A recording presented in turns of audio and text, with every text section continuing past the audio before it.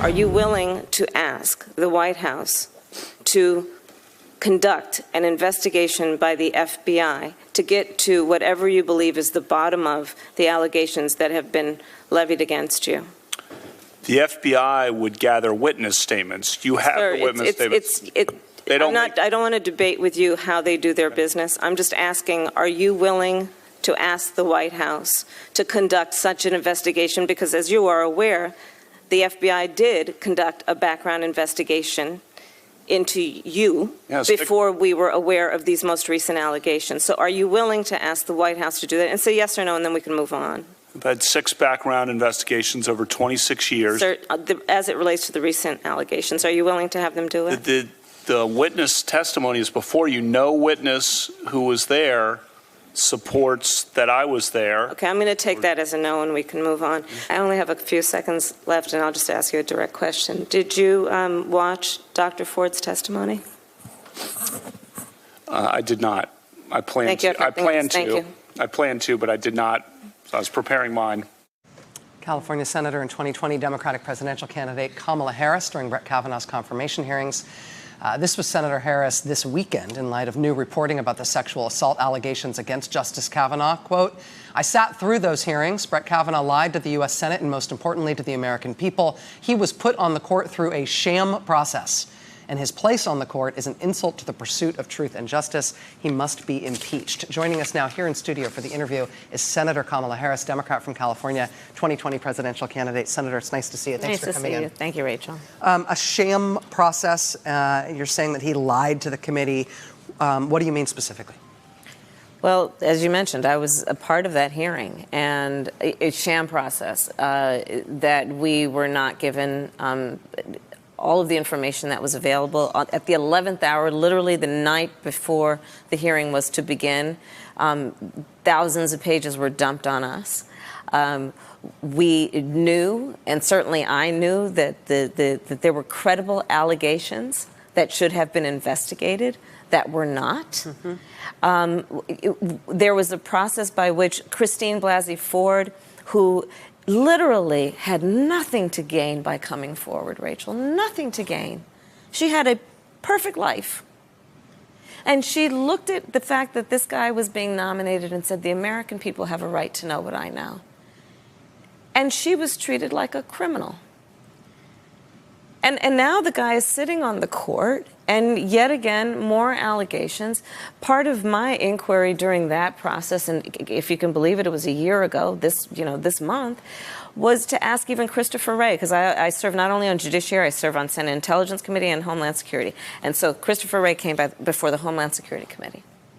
And when he was there, I asked him, who made the decision about the scope of that FBI investigation after we learned about Dr. Ford? The White House did. So the invisible, not so invisible hand of the White House was basically orchestrating, choreographing, curating what the Judiciary Committee would learn about this nominee to serve for a lifetime on the highest court in our land, a court that is supposed to do the work of justice, a court where inscribed in the marble that houses it, we say equal justice under law.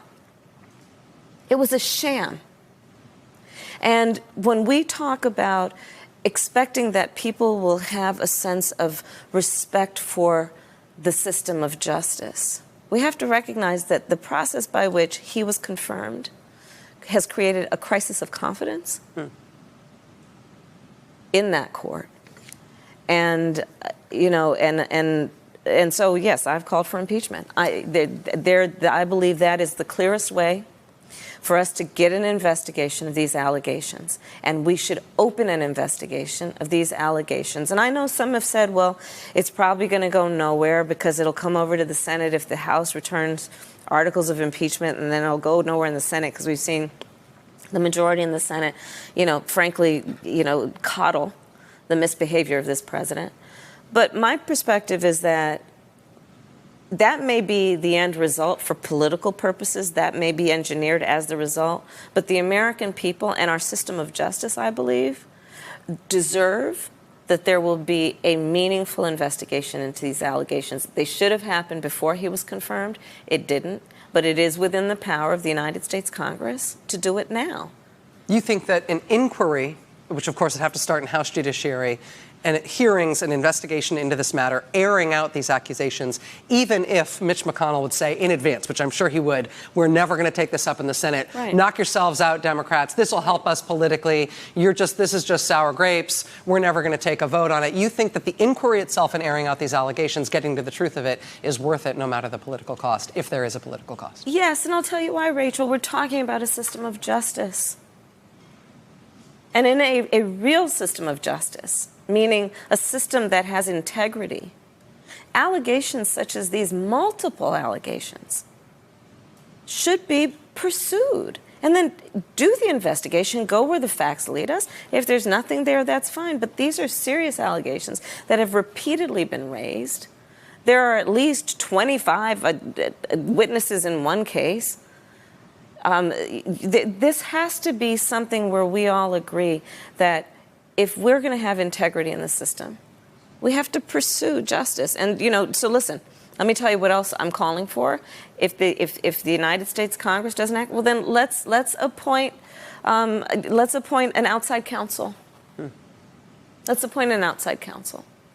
Somebody who is neutral, who can review the evidence in this case, determine the credibility of the witnesses, and let us, as the American people, let Congress, the judiciary committees, have the information to determine if this person should rightly serve on our highest court for a lifetime.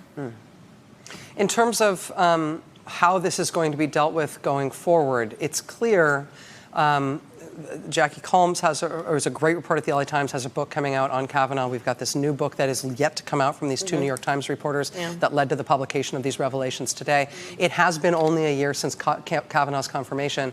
I wonder if this is left to essentially journalists to get to the bottom of these stories, if this will be a feature of the tenure of Kavanaugh's time on the court.